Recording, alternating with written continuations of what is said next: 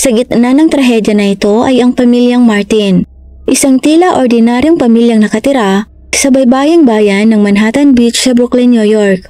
Ang pamilyang Martin na binubuo ni Peter, ang kanyang asawang si Emily, at ang kanilang tatlong magagandang anak na sina Max, Cara at 3 taong gulang na si Betty ay tila nagpapakita ng perpektong paglalarawan ng isang perpektong pamilya. Gayunpaman sa likod ng kanilang tila perpektong buhay, ang mga madilim na lihim at ipinagbabawal na pagnanasa ay namumuo. Si Peter Martin, 42 years old, ay isang matagumpay na ahente ng real estate, kilala sa kanyang karisma at kagwapuhan. Habang ang kanyang kaibig-ibig na asawang si Emily, 39 years old, isang dedikadong guro sa paaralan, ay ang ehemplo ng biyaya at kabaitan. Siya ay hinahangaan ng kanyang mga mag-aaral at iginagalang ng kanyang mga kasamahan. Ang mag-asawang ito ay tila mayroon ng lahat, isang matagumpay at masayang buhay. Ngunit habang dumarami ang mga panggigipit sa trabaho at sa buhay pampamilya, nagsimulang magkaroon ng mga pitak sa kanilang pagsasama. Si Chloe Turner, 21 years old, ay isang estudyante sa kolehiyo na lumipat sa bayan kamakailan. Isang maaliwalas na hapon nang unang tumuntong si Chloe Turner sa bayan. Hindi gaanong maingay ang mga lansangan. Ibang-iba ang lahat mula sa mataong city life na nakasanayan na niya at sabik siyang magsimula ng bago sa magandang bayan na ito. Isang araw habang siya ay gumagala sa lansangan, hinahangaan ang kakaibang mga tindahan at mga makasaysayang gusali. Napansin ni Chloe ang isang for sale sign sa harap ng isang magandang property. Naiintriga, lumapit siya sa bahay, umaasang mas masuri pa ito. Nagkataon namang naroon si Peter Martin. Ipinapakita ang property sa isang potential buyer. Napansin ni Peter si Chloe na nakatayo sa may gate. Nilapitan niya ang dalaga at binati ito. Tinanong niya ng may magilyong ngiti kung interesado ba ito sa bahay. Si Chloe, na bahagyang natigilan sa biglaang paglapit ni Peter, ay mabilis na inayos ang sarili. Mabilis niyang sagot na hinahangaan niya lamang ang magandang tanawin. Pagpupuri sa bahay bilang isang magandang ari-arian. Tumango si Peter. Sumipa ang kanyang professional instincts at nagsimulang ipakilala ang kanyang sarili. At sinabi sa dalaga na siya ang ahente ng real estate na humahawak sa pagbebentang ito. Sinabi rin ni Peter sa dalaga na kung kailangan nito ng anumang tulong sa mga ari-arian sa paligid ng bayan, huwag siyang mag-atubiling makipag-ugnayan sa kanya. Ilang minuto pa silang nagkwentuhan. Pinag-uusapan ng bayan, ang bahay, at ang paglipat ni Chloe kamakailan. Sa natural na daloy ng kanilang pag-uusap, kasual na binanggit ni Chloe ang paghahanap niya ng trabaho. Sinabi niyang desperado talaga siyang naghahanap at dahil bago pa siya sa maliit na bayang ito, walang nagtitiwala sa kanya ng sapat para bigyan siya ng trabaho. Nauna siyang magtanong kay Mr. Martin kung may kilala ba itong makapagbibigay sa kanya ng part-time na trabaho para sana masuportahan man lang ang kanyang mga gastusin para sa kolehiyo. Tumaas ang interes ni Peter. Nag-isip siya sandali bago sumagot. Naalala niya na ang kanyang asawang si Emily ay palaging naghahanap ng makakatulong sa kanilang mga anak at sa mga gawaing bahay.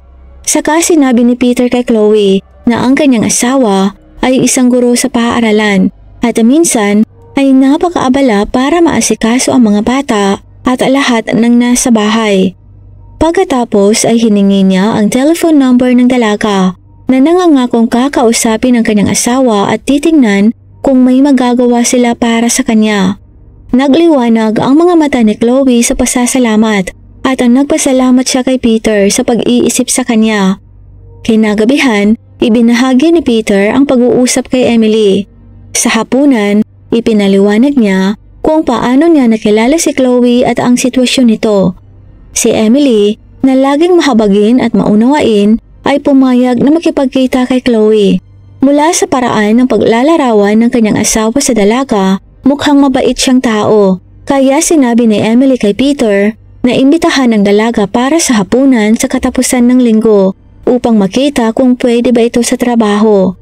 Natuwa si Chloe nang matanggap niya ang tawag mula kay Peter. Bumisita siya sa bahay ng mag-asawa at pagkatapos ng isang mainit at malugod na pakikipanayam, siya ay tinanggap upang tumulong sa mga bata at tumulong kay Emily sa paligid ng bahay. Nag-aalok sa mag-asawa na lubhang nangangailangan ng pahinga mula sa kanilang mahirap na mga schedules. Si Chloe, sa kanyang maliwanag na ngiti at masayahing ugali, ay mabilis na naging isang minamahal na figura sa sambahayan. Hinahangaan siya ng mga bata at pinapahalagahan ni Emily ang kanyang tulong. Ngunit para kay Peter, mas kinakatawan ni Chloe ang isang bagay na mapanganib, isang pagtakas mula sa monotony ng kanyang buhay. Noong una, ang pagkahumaling ni Peter kay Chloe ay isang lihim na pagkakasala, isang bagay na halos hindi na kinikilala maging sa kanyang sarili.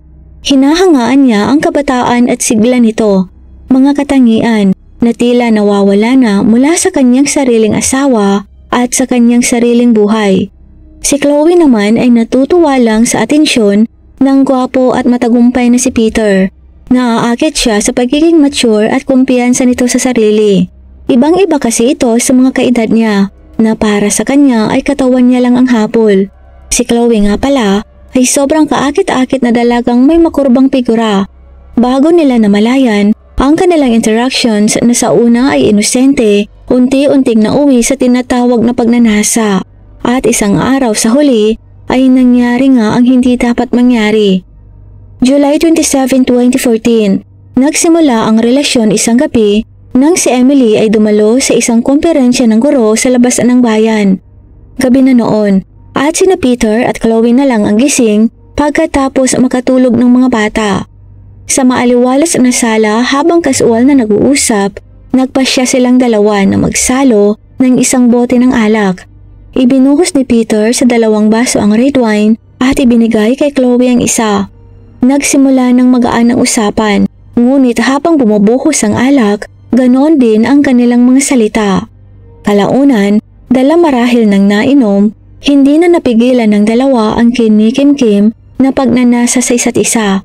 Mainit silang nagtalik, hindi lamang sa sopa sa sala kundi sa buong sulok ng bahay. Magdamag nilang pinagsaluhan ng isa't isa.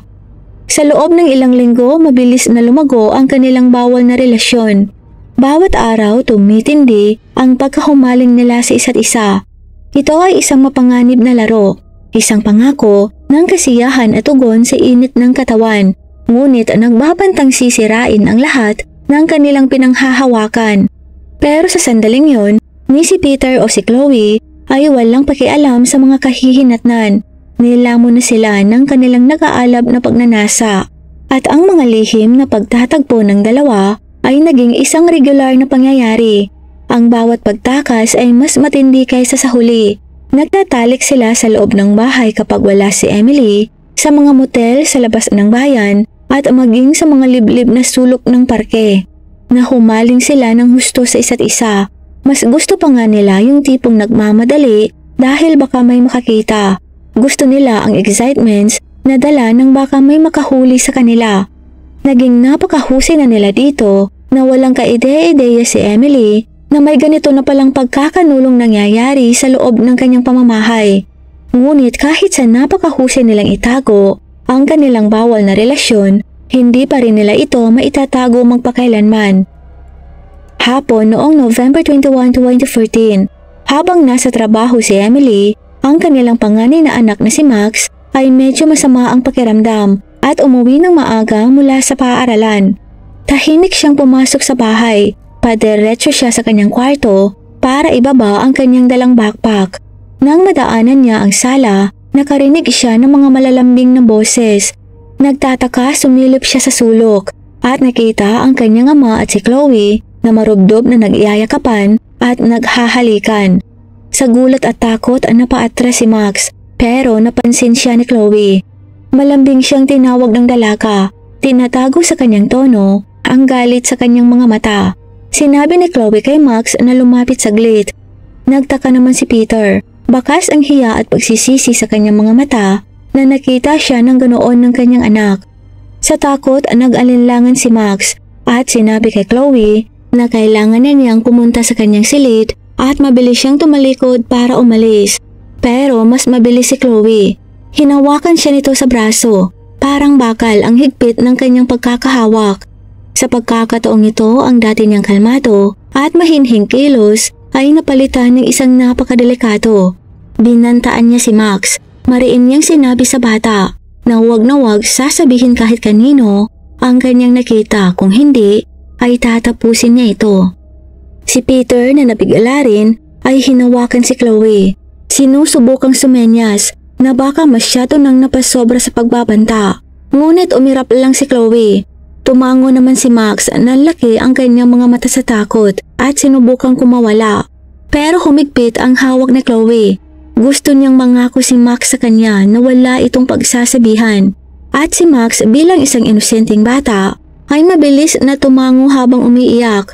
Dahil nasiyahan, pinakawalan siya ni Chloe at mabilis siyang tumakbo sa kanyang kwarto. Ang mga araw ay naging linggo at ang tensyon sa bahay ay ramdam na ramdam. Naramdaman ni Emily na parang may hindi tama. Hindi lang kay Peter kundi pati na rin kay Max. Palaging tahimik at balisa ang bata. Umiiwas makipag-eye contact sa kanya at mahina ang boses kung magsalita. Lalong lumalim ang pag-aalala ni Emily, ngunit tumangging magsalita si Max. Samantala, ang pananakot ni Chloe sa kanilang anak ay tila nagbukas din ng bumbilya ng bait kay Peter.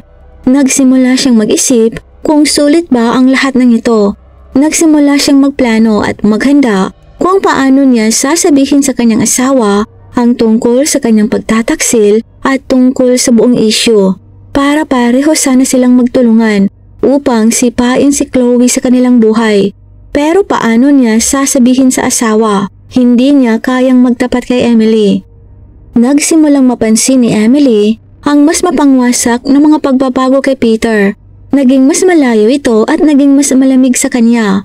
Madalas itong ginagabi sa opisina at ang mga biglaang business trips ay lalong nagpalaki sa kanyang mga hinala. Pero hindi na lang yun pinansin. Iniisip na baka abala lang talaga ito sa trabaho. Hanggang noong gabi ng January 9, 2015, nang isang malakas na ingay ang bumasag sa katahimikan ng gabi. Pumunta si Emily kasama ang mga bata sa bahay ng kanyang ina at ang isa sa mga kapitbahay, si Mrs. Caldwell, ay sumugod sa bahay ng mga Martin. Mabilis ang tibok ng kanyang puso. Wala siyang ideya kung ano ang kanyang makikita, pero masama ang kanyang hinala. Ang tanawing sumalubong sa kanya ay mas kakilakilabot kaysa sa kanyang naisip. Si Peter Martin, nakahiga ng hindi na gumagalaw at naliligo sa kanyang sariling dugo. Dilat ang mga mata at nakahandusay ang wala ng buhay na katawan nito. Nagpakawala ng isang malakas na sigaw si Mrs. Caldwell na umalingaw-ngaw sa buong kapitbahayan. Mabilis namang nagtipo ng mga tao para malaman kung ano ang nangyayari. Agad na kumalat ang pagkabigla sa paligid at hindi nagtagal ay dumating na rin ang mga pulis at ang mga investigador sa pinangyarihan. Determinadong malaman kung sino ang nasa likod ng hindi napapanahong pagkawala ni Peter. Nang gabi ring yun, kinailangang magmadaling umuwi ni Emily at ng mga bata nang ipaalam sa kanya ng mga pulis na kailangan ang kanyang presensya sa bahay nila. Ang sabi ay may nangyari sa kanyang asawa. Tumanggi silang ipaalam sa kanya ang anumang karagdagang impormasyon na nagdulot kay Emily ng labis na pagkabalisa. Mabilis niyang isinakay sa kotse ang mga bata at nagmaneho ng sobrang bilis ng higit sa 3 oras para lamang malaman kung ano ang nangyari. Patuloy niyang dinadayal ang mobile number ng kanyang asawa habang nagmamaneho. Ngunit walang sagot kaya't natatakot na siya. Tinawagan niya si Chloe at tinanong kung alam ba nito kung ano ang nangyayari. Sinabi ni Chloe na nagkaroon ng kaguluhan sa paligid ng bahay at pinigilan din siya ng mga pulis na pumasok. Idinagdag pa niya na nasa labas siya ng bayan noong araw na yon at kararating niya lang at naabutan ang kaguluhan sa kapitbahayan.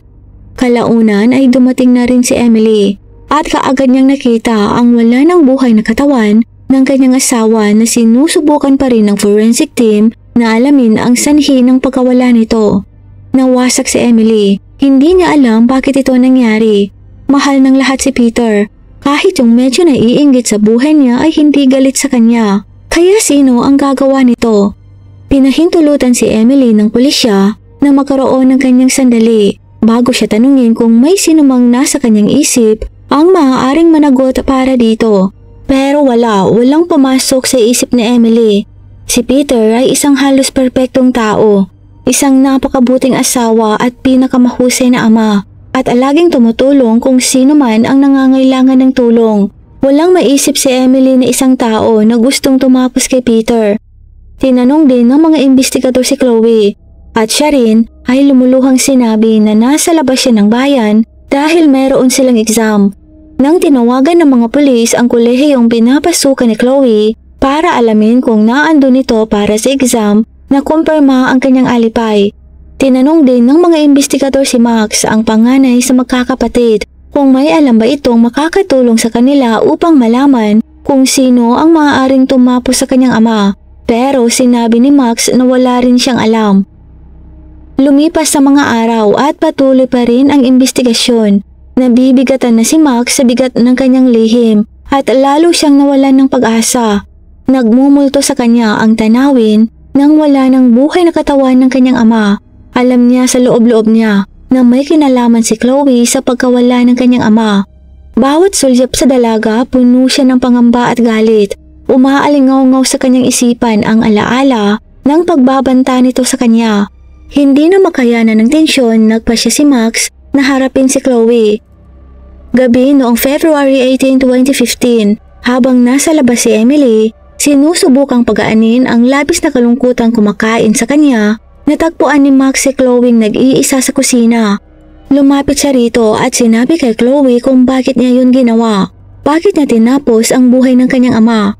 Nag-aapoy ang mga mata ni Max na may halong takot at galit. Sinabi niya kay Chloe na alam niyang ito ang tumapos sa kanyang ama. Tumigas ang ekspresyon ni Chloe. Nanliit ang mga mata habang sinasabi kay Max na wala siyang ideya sa sinasabi nito at sinabing mag-iingat ito sa kanyang mga akusasyon. Si Max na determinado kahit kinakabahan ay humakbang palapit habang nakakuyom ang kanyang mga kamao sa kanyang tagiliran. Sa pagkakataong ito, siya naman ang nagbabanta. Sinabi ni Max kay Chloe na umalis na ito at na kung hindi ito aalis, sasabihin niya sa kanyang ina ang lahat ng tungkol sa pagkikiapid nito sa kanyang ama. Ayaw ni Max na naandun pa rin sa bahay nila si Chloe. Hindi siya sigurado kung ito ba talaga ang may pananagutan sa pagkamatay ng kanyang ama, pero hindi niya kayang makasama pa ito sa bahay nila. Sa isang iglap, nagbago ang kilos ni Chloe. Mula sa pagiging defensive ay naging predatory. Sinugod niya si Max, ngunit nagawang iwasan ni Max ang pagkakahawak nito at tumakbo patungo sa pintuan ng kusina. Si Chloe, dala ng magkahalong takot at galit, ay kumuha ng kutsilyo sa counter at hinabol si Max. Napasigaw si Max nang maabutan siya ni Chloe. Bumulusok ang saksak ni Chloe sa balikat ni Max. Kamuntik nang tamaan ang vital organ nito. Ang sakit ay nakakapanghina, ngunit mas malala ang nararamdamang takot. Bumagsak sa sahig si Max, umaagos ang dugo mula sa sugat, umalingaw-ngaw ang kanyang sigaw sa buong bahay. At si Chloe, na napagtanto ang kalubhaan ng kanyang mga aksyon, ay tumakas sa takot at naibagsak ang kutsilyo sa sahig. Si Max, duguan at takot na takot, ay tinawag ang kanyang ina na nagmamadaling pumasok at tumakbo sa telepono para tumawag ng mga pulis at ng ambulansya para sa tulong. Mabilis namang dumating ang mga pulis at nagkalat para hanapin si Chloe. Agad na isinugod si Max sa ospital dahil mabilis siyang nawawalan ng dugo at delikado na ang kanyang kalagayan. Di naman mapigilan ni Emily ang labis na pag-iyak. Iniisip niyang hindi na niya kakayanin kung mawawala pa pati ang nag-iisa niyang anak na lalaki. Hindi rin nagtagal at nahuli na rin ng mga pulis si Chloe na nagtatago sa madilim na sulok sa likod ng hilera ng mga tindahan. Balisa ito at umiiyak. Agad din siyang dinala sa istasyon para sa pagtatanong. Sa ilalim ng matinding interogasyon, pati na rin ng mabibigat na ebidensyang iniharap laban sa kanya, inamin ni Chloe ang pagtapos kay Peter. Walang pagsisisi sa kanyang boses habang ikinukwento niya kung paano tinapos ni Peter ang kanilang relasyon. Ang pagsasabi nito sa kanya na ayaw na nitong ipagpatuloy ang namamagitan sa kanila at hinihiling sa kanyang umalis na sa buhay nito. Nagbanta din si Peter na ipagtatapat ang lahat kay Emily at maghahain ng restraining order laban sa kanya. Tinitiyak na hindi na siya makakahanap pa ng trabaho sa bayan. Nabigala si Chloe, kinain ng galit at desperasyon. Nang tumalikod si Peter at lumakad palayo, nagawang makapag-isip ng hindi maganda si Chloe. Sinamantala niya ang pagkakataon at sinaksak si Peter. Bumaon ng kutsilyo at bumagsak si Peter. Hindi pa nasisiyahan, sinaksak pa siyang muli ni Chloe sa dibdib na siyang naging dahilan para agad itong malagutan ng hininga. Hindi naman makapaniwala si Emily sa narinig. Ang pagbubunyag ng pagtataksil ng kanyang asawa ay natabunan ng hindi matiis na pagkawala nito sa kanya. Wala siyang pakialam sa pagtataksil nito. Gusto niya lang itong bumalik sa kanya. Ngunit huli na. Ang kalunos-lunos na pagkakasunod-sunod ng mga pangyayari ay hindi na mapapawi na siyang sumira sa pamilyang Martin. October 7, 2015, nagsimula ang paglilitis kay Chloe Turner. Hindi siya nagpakita ng kahit kaunting pagsisisi habang inilalarawan ang mga pangyayaring humahantong sa pagtapos niya kay Peter. Si Max na nakikipagbuno pa rin sa kanyang trauma ay tinawag upang tumistigo. Nakatayo sa silid hukuman, ikinuwento niya ang nakakakilabot na gabing nakaharap niya si Chloe. Nanginginig ang kanyang boses pero desidido. Ang kanyang patotoo ay nagpinta ng isang masamang larawan ng tunay na kalikasan ni Chloe. Habang malapit nang matapos ang paglilitis, nag-deliberate ang hurado sa loob ng maikling panahon. Habang napatunayang nagkasala si Chloe ng unang antas ng pagtapos ng tao. November 11, 2015, si Chloe Turner ay sinintensyahan ng habang buhay na pagkakakulong na may posibilidad ng parol pagkatapos ng 50 taon. Kasunod nito, sinubukan ni na Emily na buuing muli ang kanilang buhay. Ang dating magandang tahanan ngayon ay isang lugar ng masasakit na alaala, kaya't nagpasya si Emily na ibenta ang bahay. Umaasa na ang isang bagong simula ay maaaring makatulong sa kanilang gumaling mula sa trauma ng masakit na pangyayari. Lumipat sila sa ibang bayan, malayo sa mga mata at bulong-bulungan, ngunit nananatili pa rin ang mga galos na iniwan ng malagim na krimen. Shoutout po kina Queen Sheena, ang batang MBQAs 2008, kay Chain 538 from New York, kay Esperanza Berman from Los Angeles, California, at kay Randy Piano from Palawan. At sa inyo pong lahat, salamat po sa panunood. Huwag pong kalimutang mag-like at mag-subscribe kung hindi niyo pa po nagagawa. Ito lang po para sa araw na ito. Magkita-kita po tayong muli sa susunod na video. Mag-iingat po tayong lahat. Paalam!